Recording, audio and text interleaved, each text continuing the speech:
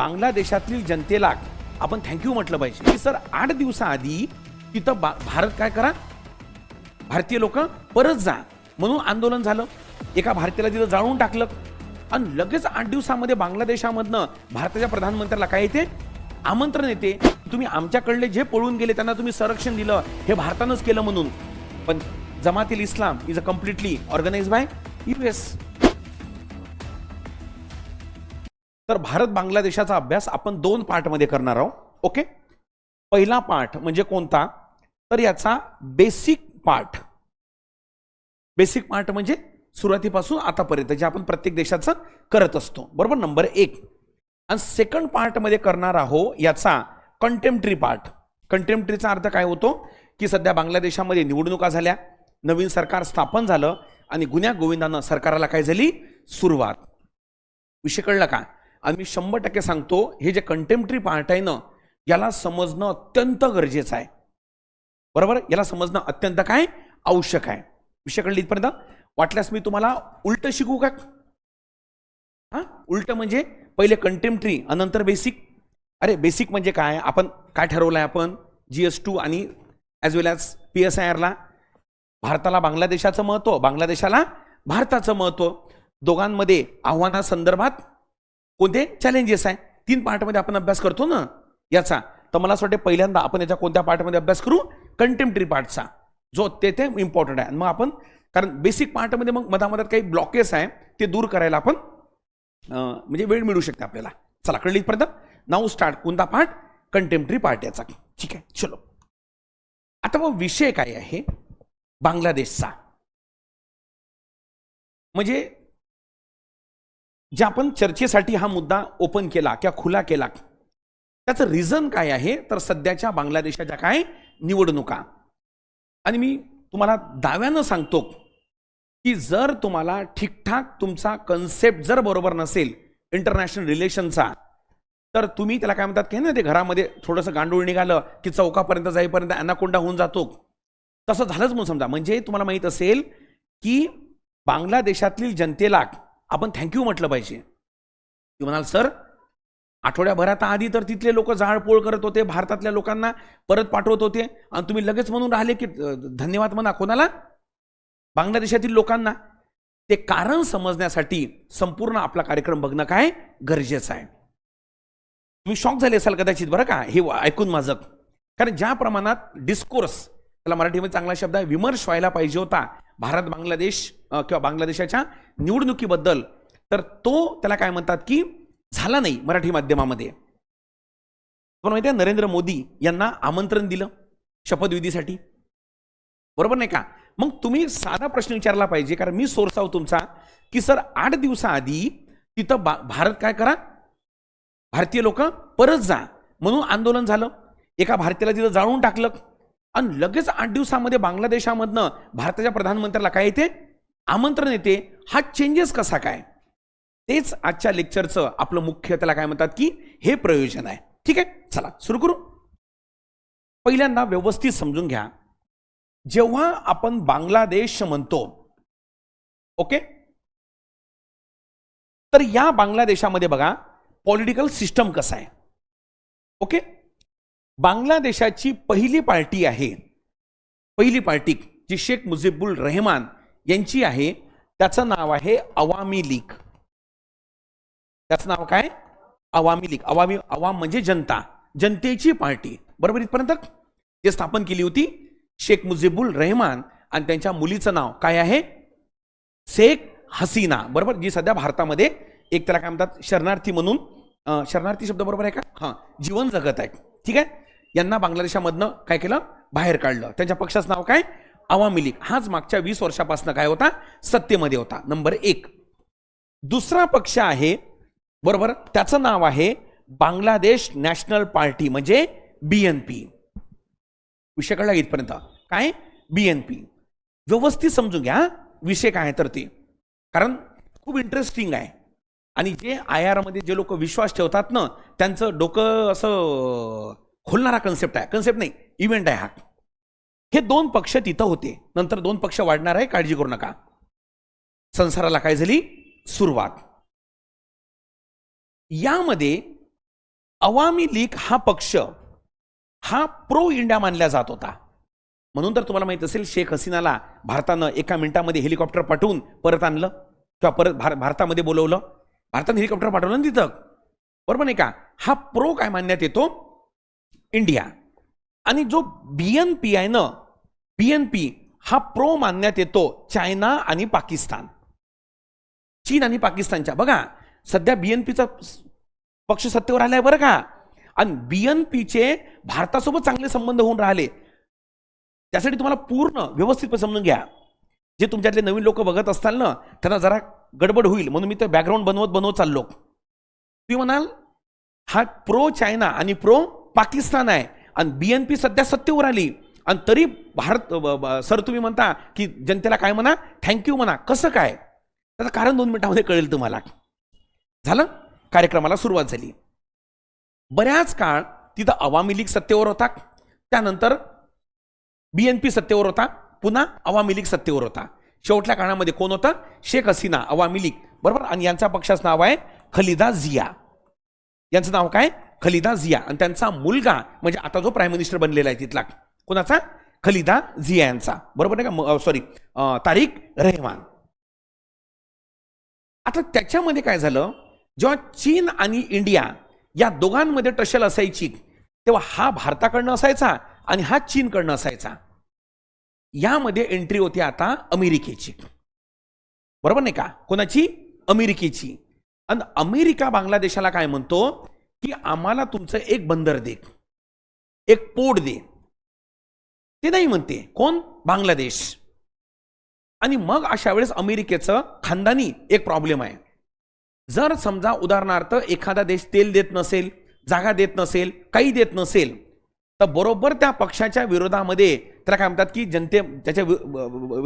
त्या सत्तारूढ पक्षाच्या विरोधामध्ये आवाज उठवायचा, त्याला डायरेक्ट बेदखल करायचं, करप्शनचे चार्ज लावायचे, देशाच्या बाहेर काढून टाकायचं आणि आपल्या फेवरचं सरकार आणायचं, बरोबर. हा कार्यक्रम मागच्या बऱ्याच वर्षापासून चालू आहे. आणि म्हणून बरेच राजकीय तज्ज्ञ म्हणतात की मोहम्मद युनिस यांना जो इकॉनॉमीचा नोबेल दिला ना, तो याच कारणासाठी दिला. कुठल्या कारणासाठी, की यांना तिथं हिरो बनवायचं. ऍक्च्युअली त्यांनी ज्यांच्यासाठी त्यांना नोबेल मिळालं ना, कळलं का, त्यांचं काम तेवढं मजबूत नाही बरं का बांगलादेशमध्ये. मायक्रो फायनान्सचं जे आता हिरो बनणार आहे 5 मिनिटांमध्ये आपल्या लेक्चरमध्ये, त्यांना काय बरं की आपले ते सरकार काढायचं आणि आपल्या फेवरचं टाकायचं आणि ते पोट आपल्याकडे घ्यायचं. मग तुम्हाला माहिती असेल जेव्हा शेख हसीना भारतामध्ये शरणार्थी म्हणून आल्या तर त्यांनी अमेरिकेवर ॲलिगेशन केले, ना की बांगलादेश जनतेवर, समजलीतपर्यंत. आणि मग काय झालं की साहजिक आहे, एक पक्ष जर बऱ्याच काळ सत्तेवर जर राहिला तर लोकांच्या मनामध्ये विरोध तयार होतोच ना. हा मागच्या बऱ्याच काळापासनं अवामी लीग तिथं सत्तेवर होता. जनतेच्या अपेक्षा खूप जास्त होत्या, बेरोजगारी पण जास्त होती, सगळं. आणि जेवढा काळ पक्ष सत्तेवर असेल तेवढं सेंट्रलायझेशन काय होते, जास्त होते. अरे मागच्या बऱ्याच काळापासनं बीजेपी सत्तेवर आहे तर आपण म्हणतो ना मोदी, शाह, नड्डा यांचा पक्ष, आपण म्हणतो ना India means Indira, Indira means India, तसं इथं होत होतं. आणि या दरम्यान बांगलादेशमध्ये अमेरिकेनं काय केलं माहितीये का, तिथले जे कट्टरपंथी होते त्यांना खतपाणी घातलं. आता काय घातलं म्हणजे खतपाणी घातलं. आणि खतपाणी घातल्यानंतर तिथं त्यांनी एक नवीनच संघटन तयार केलं ज्याला म्हणतात जमात ए इस्लाम, बरोबर. त्याला काय म्हणतात, जमातुल दावा नाही, जमात ए इस्लाम. याला तिथं तयार केलं, बरोबर. तुला आठवते काय, तिथं स्टुडंटने जे प्रोटेस्ट केले ते सगळे कट्टरपंथी होते, सगळे कट्टरपंथी. आणि धर्मापूची गोळी आहे म्हणतो ना मार्स. अरे कळलं का बाबा, ह्या आंदोलनामध्ये ते सक्रिय होते, ना की जनता. हा पक्ष जमात उल इस्लाम यांनी त्याला काय म्हणतात की फुल आक्रमक कार्यक्रम केला आणि अवामी लीग यांना डायरेक्ट बाहेरच काढून टाकला. अवामी लीगला बरं का, कारण सत्तारूढ पक्ष होता. आणि तो माहित असेल की बाकी चित्र तुम्हाला माहितच आहे की कसं शेख हसीना यांना बाहेर काढलं, भारतामध्ये आले, त्यांच्या घरामध्ये गेले, त्यांचे कपडे बाहेर आणले, माहिती आहे तुम्हाला, या तऱ्हेनं. आणि मग कार्यक्रम आता साहजिक आहे, रॅडिकल असेल, कट्टरपंथी असेल तर टार्गेटर कोण येईल, भारत. प्रत्येक गोष्टीला भारताला शिवाय देणं सुरू केलं. कोण, जमातुल इस्लामनं. समजलीतपर्यंत स्पॉन्सर्ड बाय अमेरिका. आणि साहजिक आहे, अँटी इंडिया असेल तर आपला चुलत भाऊ जाणारच नाही इथं, कोण, पाकिस्तान. समजलीतपर्यंत पुन्हा इथं थँक्स टू बांगलादेश आर्मी म्हणायला पाहिजे आपण. बांगलादेशाच्या आर्मीनं डेमोक्रेसी आणली बरं का तिथं. हो, विशेष आहे. सांगतो तुम्हाला कशी आणली तर. बरकटीपर्यंत म्हणजे हा बघा फरक किती आहे दोन देशांमध्ये. की आपल्या भावाच्या घरी म्हणजे कोण, पाकिस्तानमध्ये आर्मी आपल्याकडे सत्ता राहावी म्हणून प्रयत्न करते आणि बांगलादेशमध्ये लोकशाही राहावी म्हणून आर्मी प्रयत्न करते. तुला कळेल जेव्हा तारिक रहमान जेव्हा बांगलादेशमध्ये आले ना, त्यांना फुल प्रोटेक्शनमध्ये आर्मीनं आणलं. कसं आणलं 2 मिनिटांमध्ये कळेल. इथपर्यंत हे सगळं जे कार्यक्रम केलं ना ते जमात उल इस्लामनं केलं, यांनी केलं बरोबर का. आणि ते जे स्टुडंट लीडर होते त्याची हत्या झाली होती मधामध्ये, सगळं ॲलिगेशन भारतावर लावलं. उठसूट भारत, उठसूट भारत. भारत शांत होता. आठवत्या भारताचं एकही ॲलिगेशन नव्हतं कोणावर, बांगलादेशावर. आणि मग अवामी लीगच्या नेत्या भारतात आल्यानंतर मग पोकळी निर्माण झाली. मग अमेरिकेनं आपला कठपुतळा तिथं उभा केला आणि त्याला ॲडवायझर आहे नाही का, बांगलादेश नॅशनल ॲडवायझर म्हणून पद तयार केलं आणि त्याच्यावर बसवलं मोहम्मद युनिसला. कळलं विषय, कळलं का. आणि मोहम्मद युनिसला बसवल्यानंतर हा नोबल आहे बरं का याला. हे आत्ता कळलं याला नोबल का बरं दिलं तर. विषय कळलं का. त्याला बसवला आणि अमेरिकेनं कार्यक्रमाला काय केली सुरुवात. आणि मग त्या दरम्यान जे प्रोटेस्ट झाले कुठं, बांगलादेशमध्ये, तर त्या प्रोटेस्टला जे नाव दिलं त्याला जुलै चार्टर एक एपिसोड आहे. जुलै चार्टर. जुलै चार्टर म्हणजे काय तर बांगलादेशामध्ये आपण काही सुधारणा करायला पाहिजे म्हणून एक अजेंडा समोर आला. काय आणला, एक अजेंडा समोर. आणि त्या जुलै चार्टरच्या मुद्द्यावर त्याला काय म्हणतात की निवडणुकीला आता बांगलादेश सामोरे गेला. झाली इथपर्यंत. आणि त्यामध्ये अवामी लीग हा पक्ष याच्यावर बॅन करून टाकलं समोर. आणि निवडणुका माहिती कोणाकोणा झाल्या, नंबर 1 BNP आणि नंबर 2 जमाती इस्लाम. आता कळलं, जमाती काय इस्लाम, या दोघांमध्ये काय झाल्या निवडणुका झाल्या. आणि BNPच्या ज्या प्रमुख होत्या खलिजा झिया या बिमार आहेत. आणि 17 वर्षापासून यांचा जो मुलगा होता तारिक रहमान हा विदेशात होता. त्याला जेलमध्ये टॉर्चर करून त्याचा मनका गेला होता. 17 वर्षापासून तो तिथं काय करत होता म्हणजे ट्रीटमेंट घेत होता. आणि ही गोष्ट बांगलादेश आर्मीच्या लक्षात आली की कुछ तो गडबड है दया. बांगलादेश आर्मीनं काय केलं, त्यांना 100% माहित होतं की जर जमाते इस्लाम सत्तेवर आला तर बांगलादेश कट्टरपंथाकडे 100% जातो आणि बांगलादेशचा विनाश काय अटळ आहे. तर आर्मीनं त्या तारिक रहमानला विदेशातून आणलं. कुठं, बांगलादेशमध्ये. कळलं की इथपर्यंत. आणि 100% पोटात कोणाच्या दुखेल, मोहम्मद युनिसच्या. समजलं इथपर्यंत. तिथून मोहम्मद युनिस गडबड करायला लागला. विश्व इथपर्यंत. आणि मोहम्मद युनिस म्हणजे आपल्या इथला ती मॅडम कोणती आहे ती, भारताला स्वातंत्र्य मिळालं 2014 मध्ये बनणारी ती कंगनाबाई रनावत. हा, तशी स्टेटमेंट द्यायला लागला होता. दुसरं स्वातंत्र्य मिळणाऱ्यामध्ये बांगलादेशला असा बेकली चालू आहे कार्यक्रम तो. झाला इथपर्यंत.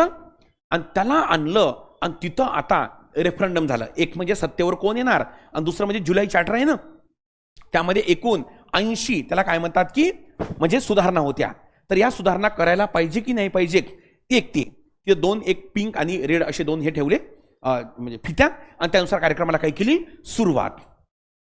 बांगलादेश जनतेनं काय करावं, बांगलादेश जनतेनं काय करावं, पेन पण चेंज करतो मी आता. बांगलादेश जनतेनं काय करावं निवडणुकीमध्ये. बांगलादेश जनतेनं तिथल्या 300 जागेची असेंब्ली आहे, अधिक 50 जागा रिझर्व्ह आहे महिलांना. बहुमत कितीचं पाहिजे, 151. 50 रिझर्व्ह आहे रे, 151. बांगलादेश नॅशनल पार्टीला 209 जागा दिल्या. किती जागा, 209. असं म्हणतात की अजित डोभाल आणि गव्हर्नमेंट ऑफ इंडियानं पुरेपूर प्रयत्न केला की अवामी लीग जर सत्तेवर नाही ना तर कट्टरपंथी यायला नको. म्हणजे कोण यायला नको, जमाते इस्लाम. भारतानं याला मदत केली BNPला. आणि India's diplomat is completely success. मला कळलं का की थोड्या वेळापूर्वी जी BNP भारताच्या अगेन्स्टमध्ये होती, लगेच भारताच्या काय झाली प्रोमध्ये. 209 जागा. आणि तारिक रहमान हे आता तिथले प्राईम मिनिस्टर काय झाले बनले. आणि पहिलं त्यांनी इन्व्हिटेशन इंडियाला दिलं. कोणाला दिलं, इंडियाला. कळली इथपर्यंत. आणि लोकांनी यांची जमाती इस्लाम आहे ना, यांचे डिपॉझिट जप्त झाले. याचा जो प्रमुख होता ना तोच विकेट पडली त्याची. समजला इथपर्यंत. म्हणून तुम्हाला म्हटलं होतं लेक्चरच्या सुरुवातीला थँक्स टू बांगलादेश पीपल, की त्यांनी सगळं त्याला मग सालाबादाप्रमाणे ईव्हीएम घोटाळा कळला का, इथे कार्यक्रम चालू झाला आहे नाही का. ते डेमोक्रेसीमध्ये काही नाही झालं, हे पब्लिक आहे, सब जानती आहे, जनतेला सगळं कळते. विषय कळला की इथपर्यंत तुम्हाला. तुम्ही म्हणून बघा ना, सोशल मीडियावाले का बरं पडतात निवडणुकीमध्ये, पंचायतच्या निवडणुकीपासून तर इथपर्यंत. त्या संसदेत जे सोशल मीडियावर जास्त बोलला तो पडला. भारतात पण बघा ना, इथे तेच झालं. समजपर्यंत किती 209 जागा, जोक नाही ना. पाहिजे किती होत्या, 151. हे 50 महिलांना रिझर्व आहे. 151 जागा, 209 आल्या. आणि यस, लोकांनी पण म्हटलं की आपण हे जे जुलै चार्टर आहे याला आपण काय करू, सुधारणा करू. काही याच्यामध्ये पॉलिटिकल सुधारणा आहे, इकॉनॉमिक सुधारणा आहे, कायदेविषयक सुधारणा आहे, अशा सुधारणा आहे. आणि अगेन बांगलादेश पुन्हा 1971ची पुनरावृत्ती झाली. 1971 मध्ये याच बांगलादेशनं, लक्षात ठेवायचं, आपल्या बेसिक लेक्चरमध्ये आपण बघितलेलं आहे. विषय कळलं इथपर्यंत. भारत पाकिस्तान 2 देश तयार झाले, त्याच्यामध्ये बांगलादेश हा पण तयार झाला. आणि 71च्या निवडणुकीमध्ये याच बांगलादेशचा प्रधानमंत्री होणं काय होतं, अपेक्षित होतं. पण जनतेनं सत्ता हातामध्ये घेतली, शेख मुजीबुर रहमानला प्राईम मिनिस्टर बनवला. कळलं का. इथं पुन्हा जनतेनं सत्ता हातामध्ये घेतली, तारिक रहमानला काय बनवला, प्राईम मिनिस्टर. आणि हे सगळं केलं तिथल्या बांगलादेश मिलिटरीनं. विषय कळला का. कोणी केलं, बांगलादेश मिलिटरीनं. तर या तऱ्हेनं आता मला सांगा, आणि सगळं एकदम गव्हर्नमेंट ऑफ इंडियानं पण लगेच त्यांना कॉंग्रॅच्युलेशन लेटर पाठवलं. कोणाला, तारिक रहमानला लगेच पाठवलं बरं का. 209 म्हणजे काही जोक नाही ना, डिपॉझिट जप्त सगळं. आणि भारताचं पूर्ण डिप्लोमॅट लागलं होतं की कट्टरपंथी येऊ नये, जमाते इस्लाम. कोण यायला पाहिजे, BNP. आवामी लीग तर म्हणजे पक्षच लढलं नाही ना. विषय कळलं इथपर्यंत.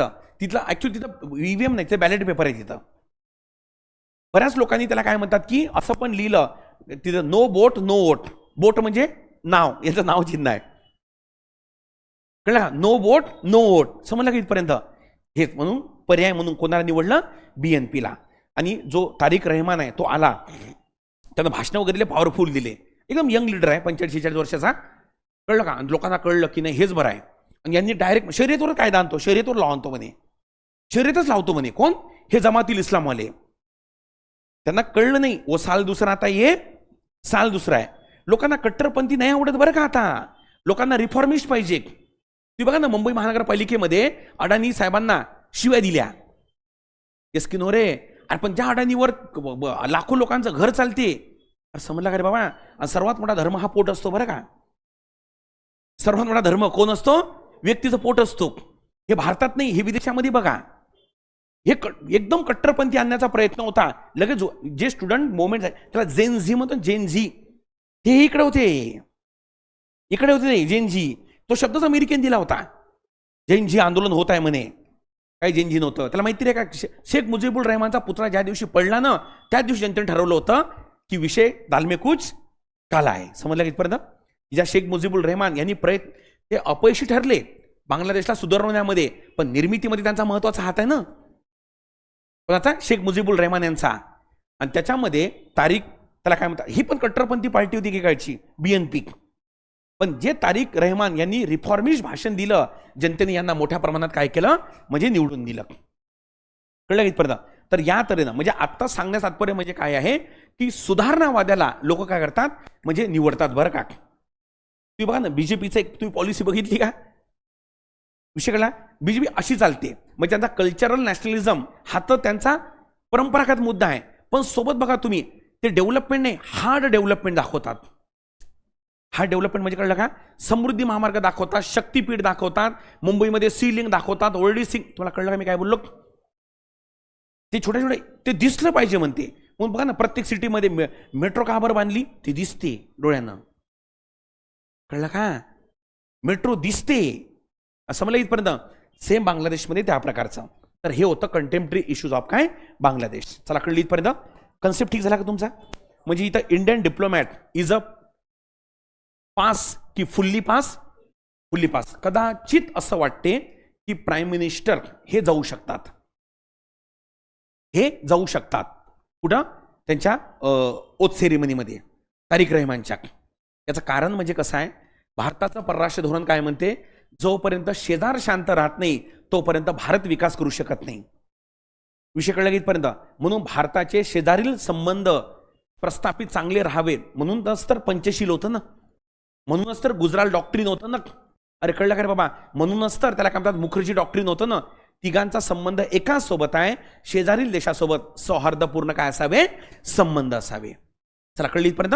तर हाय कंटेम्पररी इश्यूज. काय प्रश्न आहे का तुमच्या याच्यावर?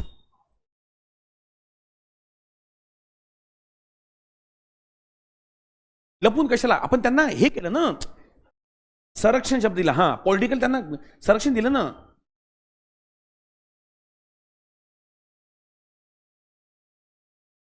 यांनी केला ना दावा तो. हे पलीकडले कोण, जमात. हा यांचं म्हणणं तेच आहे ना की तुम्ही आमच्याकडले जे पळून गेले त्यांना तुम्ही संरक्षण दिलं, हे भारतानंच केलं म्हणून. पण जमातील Islam is a completely organize by US. मला कळलं का कन्सेप्ट? ठीक. सर्वसामान्यांच्या लोकांच्या मनामध्ये हा प्रश्न आहे बरं का, की भारतानं त्यांना इथं दिलं, निवडणुका झाल्या आणि तिथं जिंकून हे आलं, तरी आता कन्सेप्ट ठीक झाला ना. या दोघांचे म्हणणं एक होतं, हा येता कामा नये. जमाती इस्लाम समजलं. चला अजून कुठलं, याच्यात रोल ऑफ पॉलिटिकल रोल प्रत्येक घटकाचा. पॉलिटिकल रोल, सध्याचा पॉलिटिकल रोलचा परिणाम काय होतो इंडियावर, भारत बांगला.